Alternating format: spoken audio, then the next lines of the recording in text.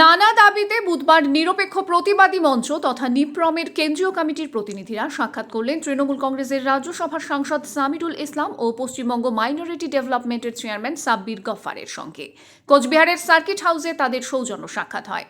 এদিন নিরপেক্ষ প্রতিবাদী মঞ্চ তথা নিপ্রমের এই সৌজন্য সাক্ষাতে 10 দফা দাবি তুলে দেওয়া হয়।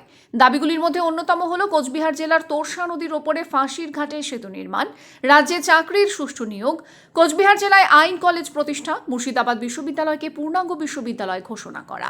সাক্ষাৎকারে উপস্থিত ছিলেন নিপ্রমের কেন্দ্রীয় কমিটির সভাপতি মোহাম্মদ সাব্বির, নিপ্রমের গঠনতন্ত্রের রচয়িতা কাউসার আলম ব্যাপারী, কোচবিহার জেলা সভাপতি রাহুল হোসেন, জেলা কমিটির সম্পাদক সিদ্দিক হোসেন এবং অন্যান্যরা।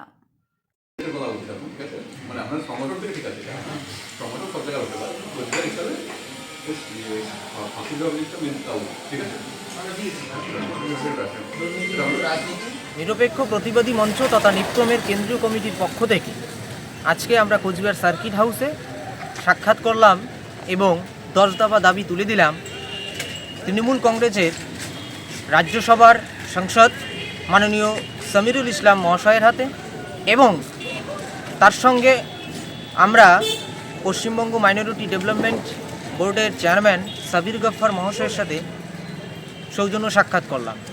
আমরা 10 দফা দাবি তাদের হাতে তুলে দিয়ে আমরা আশাবাদী যে অবিলম্বে ওনারা আমাদের দাবিগুলোর প্রতি দৃষ্টিগোচর করে আমাদের দাবিগুলো নিয়ে সোচ্চার হবেন এবং এই দাবিগুলো কোচবিহার, উত্তরবঙ্গ এবং সারা বাংলার মানুষের জন্য অত্যন্ত গুরুত্বপূর্ণ দাবি। যেরকম আমাদের দাবির মধ্যে একটি গুরুত্বপূর্ণ দাবি হলো কোচবিহার জেলার জ্বলন্ত সমস্যা ফাঁসির ঘাটের সেতু অবিলম্বে তৈরি করা, এর সাথে কোচবিহার জেলায় একটি আইন কলেজ প্রতিষ্ঠা করা এবং মুর্শিদাবাদ বিশ্ববিদ্যালয়কে পূর্ণাঙ্গ বিশ্ববিদ্যালয় করা, ভারতবর্ষে সাম্প্রদায়িকতার রাজনীতি বন্ধ হোক, সমকামিতা, পরকীয়া এবং ট্রান্সজেন্ডারবাদ ভারতবর্ষে নিষিদ্ধ করা হোক। এই রকম 10 দফা দাবি নিয়ে আমরা মাননীয় সাংসদ মহাশয়ের সাথে দেখা করলাম।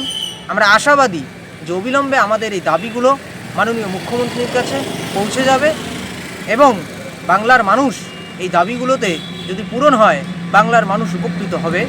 আমার নাম সাব্বির হোসেন, নিরপেক্ষ প্রতিবাদী মঞ্চ তথা নিপ্রমের কেন্দ্রীয় সভাপতি। ধন্যবাদ।